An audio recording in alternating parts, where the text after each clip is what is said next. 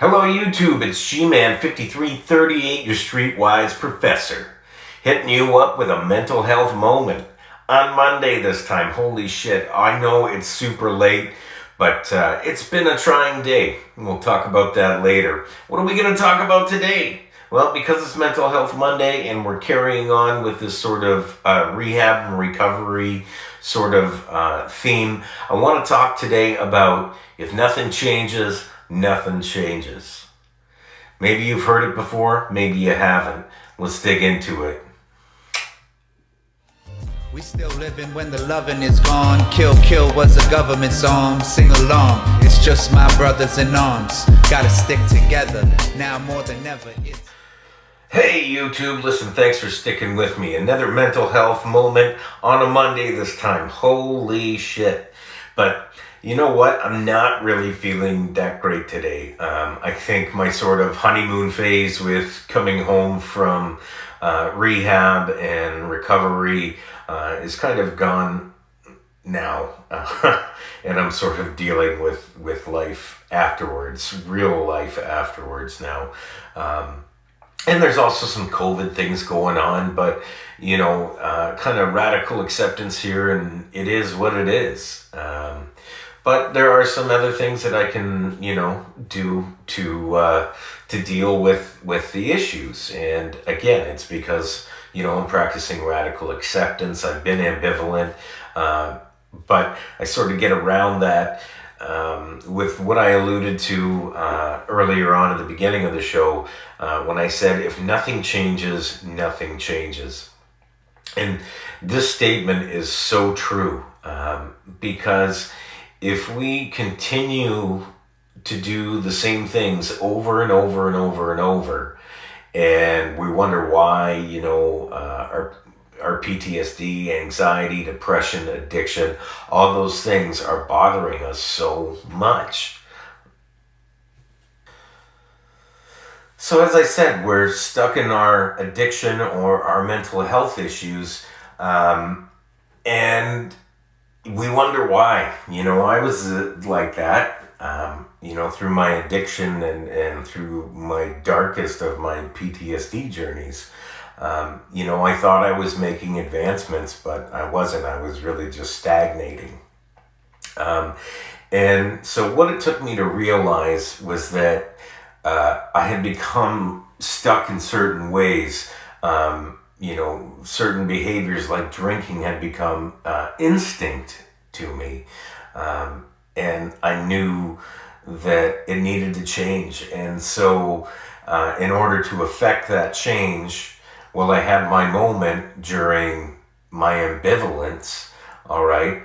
I was able to use, you know, my thinking and my thought process and the guidance that I received through counseling to really re-examine things and to change the way I thought about things. Because again, if nothing changes, nothing changes.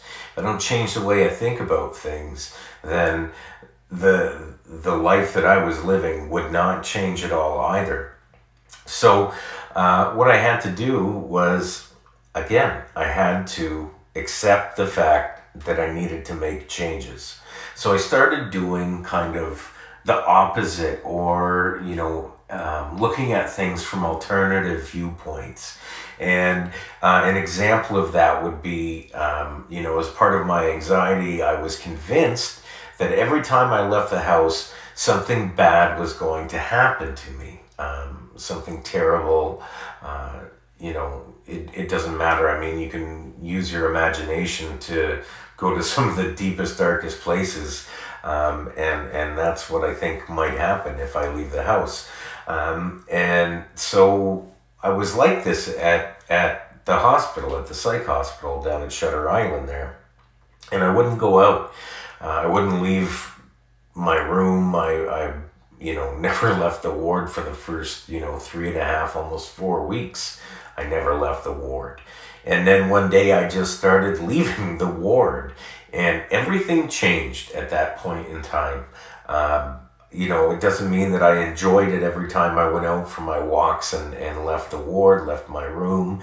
But eventually I was able to get comfortable with it, and I was able to increase the time that I went out. And I was walking, almost 4 or 5 kilometers a day. That's pretty good for a dude with a cane, and severe social anxiety issues. So my again, I want to stress to you that, when you're having those moments of ambivalence and you're thinking about perhaps, doing the status quo, the same old thing, why not try the alternative? You know what I mean? Because in order to leave, what I had to tell myself was that it's not true that every time I leave the house that something bad is going to happen. That's simply not the case. And it's much like a slot machine in that every pull on the slot machine is the same odds. No matter how many times you pull it, every pull is like the first pull. So that's an alternative thought to what we call, or what people who have been through therapy will call stuck points, all right? And then my stuck point was leaving the house was a dangerous thing. So, like I was saying, it's that sort of all of these things meshing together is what has helped me, that really formed the building blocks to my recovery. So it's using the times when you're ambivalent or when you're experiencing ambivalence to take the time and to kind of do the opposite almost, or the alternative of what you had been doing, and to think using the alternative as to what you had been thinking. I gave that example about the slot machines, all right? And I promise you that if you practice this, things are going to get a whole lot better. And especially when you start looking at what we're going to dig into next week, which is sort of this whole idea of alternative thinking, and examples of it and how you can use it in this process to help yourself.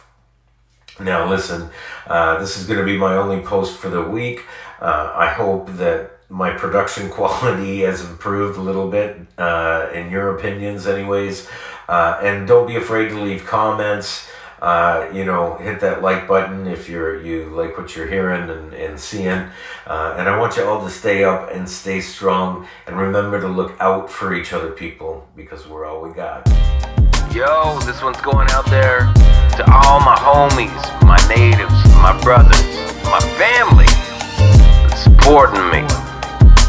Those that are overseas, those that are on lockdown, and those that are free. Gordo.